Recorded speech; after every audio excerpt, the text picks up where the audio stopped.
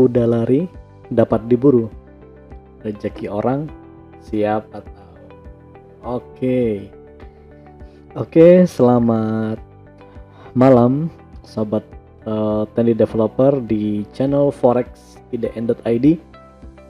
Kita kembali minggu ini ya, kita kembali untuk memprediksi pergerakan forex selama 1 minggu ke depan. Jadi ini agak terlambat sebenarnya, harusnya saya uploadnya kemarin Senin, tetapi karena ada kesibukan sehingga baru malam ini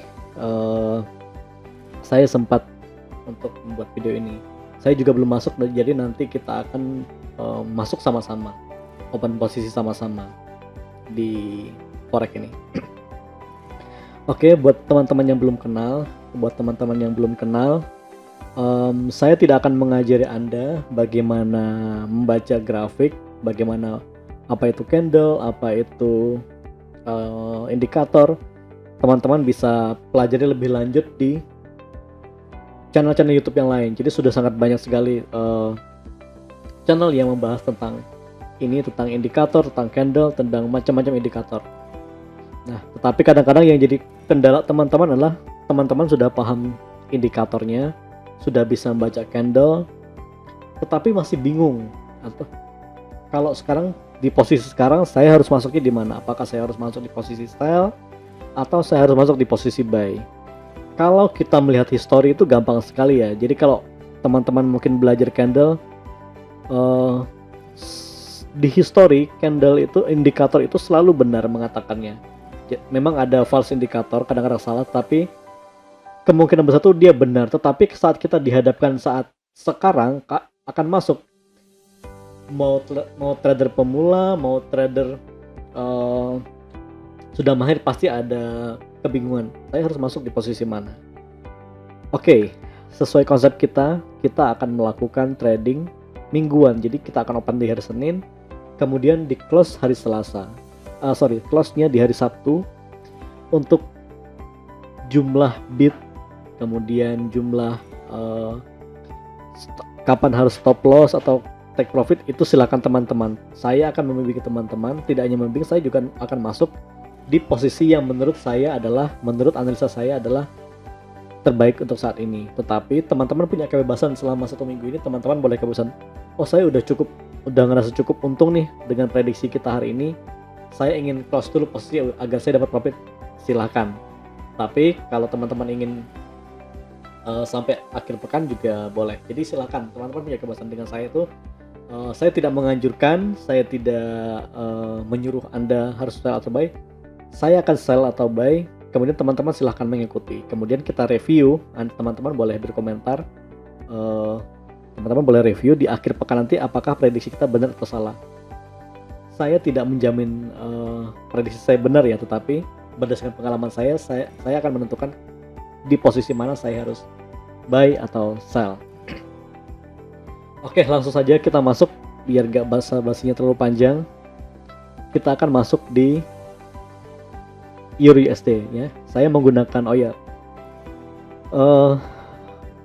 trading yang akan saya gunakan, saya akan trading menggunakan FBS ya. FBS ya, brokernya FBS namanya.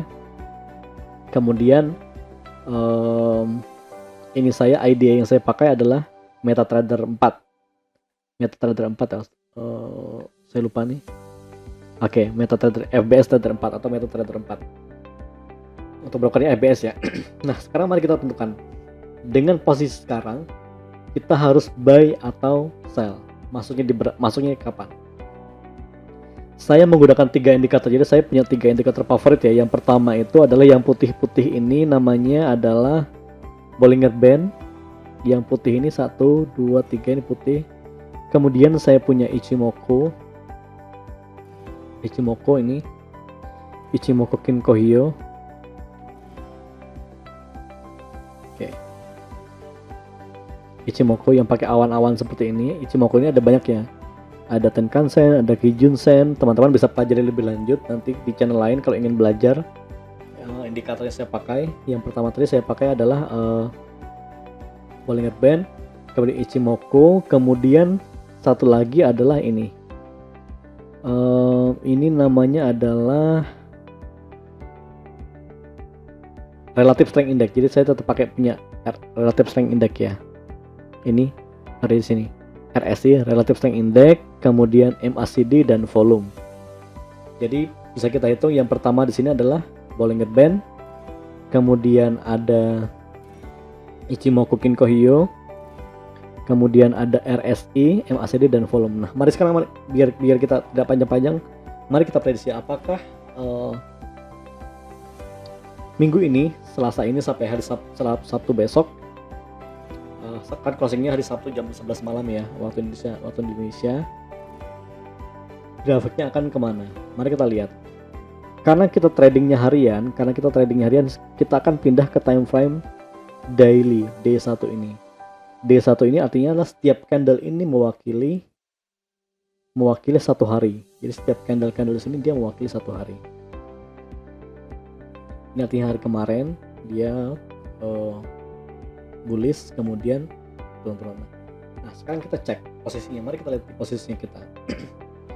Kalau kita lihat ya, dari posisi Bollinger Band, dia ini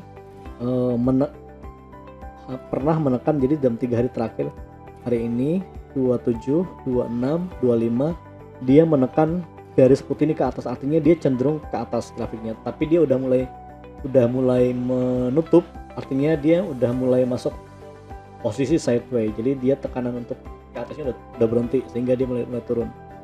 Jadi di posisi Bollinger Band dia sebenarnya rekomendasinya masih bisa buy, tetapi akan cenderung sideways.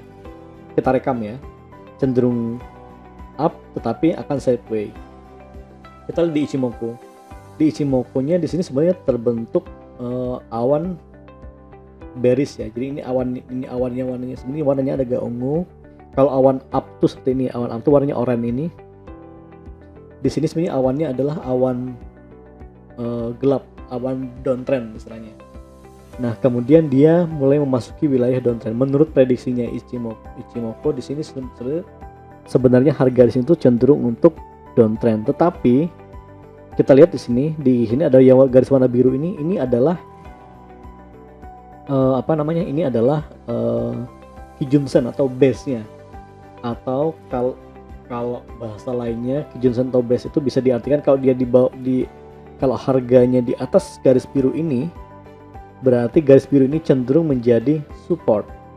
Kemudian yang warna putih ini adalah punyanya Bollinger Band, ini juga harganya masih di atas, ini artinya harga ini akan cenderung masih naik juga walaupun turun, tapi supportnya itu masih ada di sini, di wilayah Kijun biru dan putih ini. Masih jauh turunnya ya, masih jauh. Jadi boleh dikata dia tetap akan naik. Oke, kita rekam. Bollinger Band masih akan naik, tapi cenderung turun dulu atau sideways. Kemudian di Ichimoku juga akan terbentuk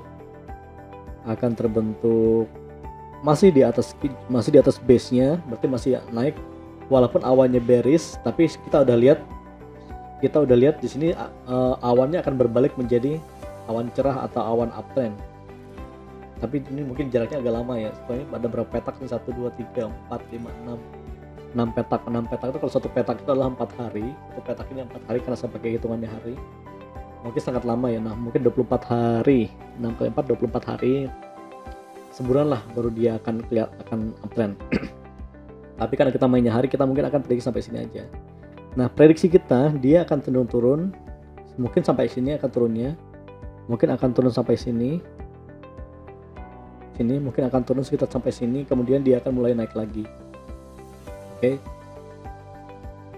Kecuali dia turunnya tembus ke bawah sini, baru nanti teman-teman warningnya adalah saat harganya tembus di sini, harganya tembus sekitar USD-nya sekitar 1.18.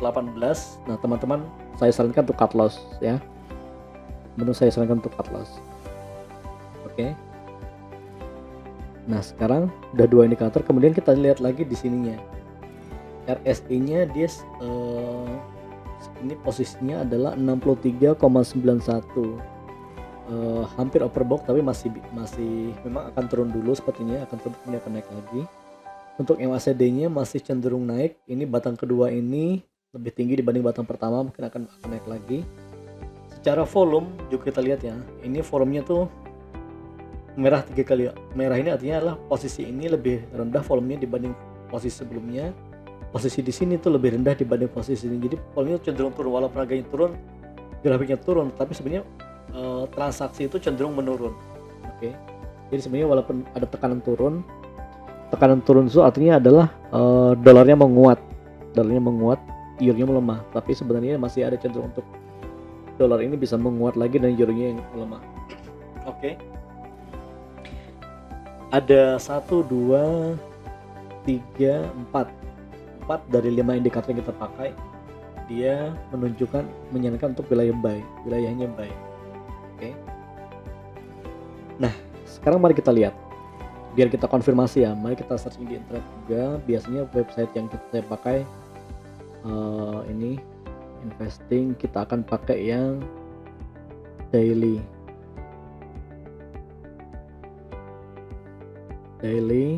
kemudian mari kita lihat. Oke, di sini kita bisa membaca indikatornya,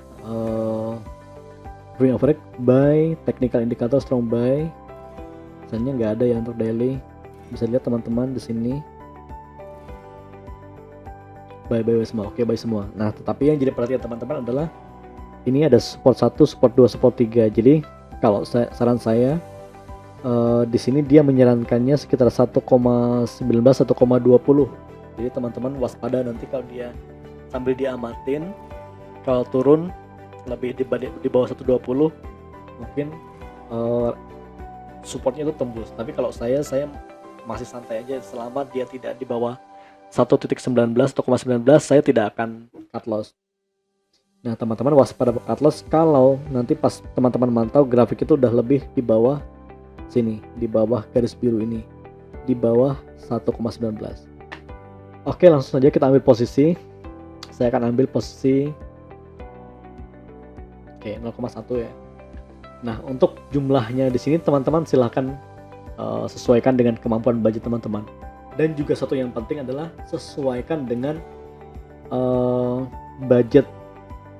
Jadi walaupun teman-teman bisa aja budget 1,0, 5,0 terserah, tapi yang perlu diperhatikan juga adalah kekuatan saldonya teman-teman di sini atau deposit teman-teman. Jadi karena harga itu cenderung fluktuasi, harga di sini tuh cenderung fluktuasi, sehingga teman-teman harus punya kemampuan untuk menahan fluktuasinya itu. Jadi mungkin dia akan turun dulu. Kita akan ambil posisi buy ya.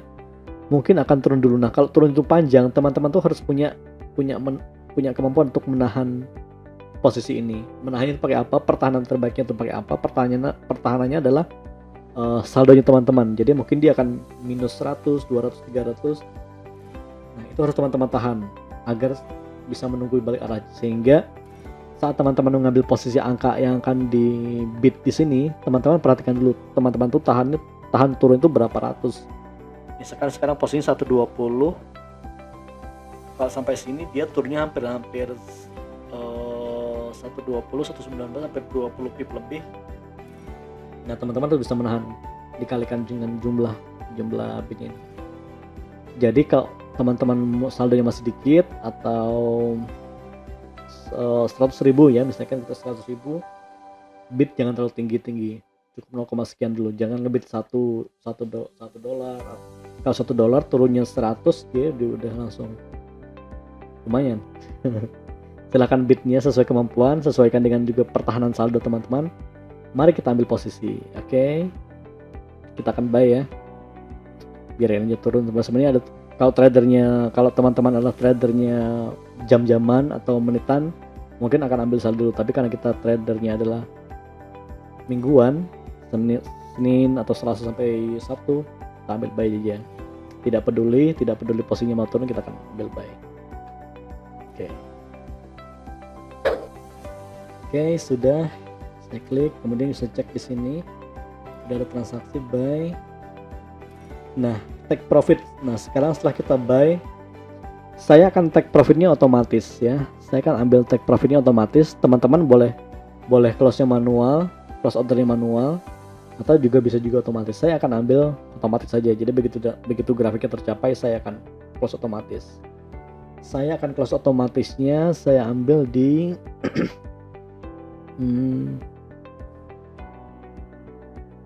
20 ya. Oke. Kemudian saya akan ambil di posisi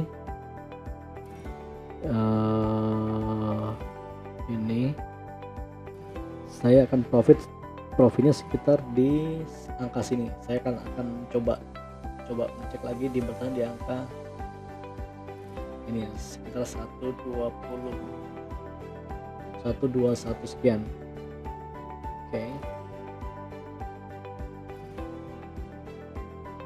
Oke, saya naikkan, saya buynya di 1.20767. Saya akan take profit di 1.21.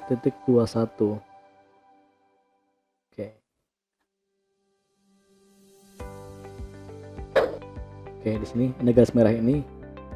Saya akan geser sedikit ini biar agak naik profitnya. Oke, di sini. Nah, di sini ya. Saya akan ambil profit di harga di TWIPS-nya itu 620. Oke, PIP 620. Nanti kalau dapatnya adalah 62 USD. Kalau bitnya $1, tapi kalau bitnya 0,1 ya dibagi aja. Nah, disesuaikan ya. Saya akan ambil posisinya di sini.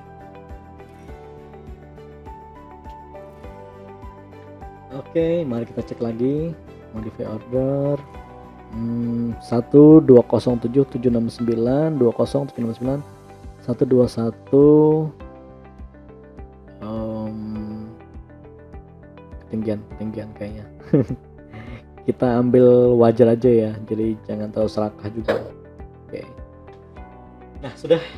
Sekarang teman-teman bebas mau kapanpun cut loss, kapanpun take profit, silakan.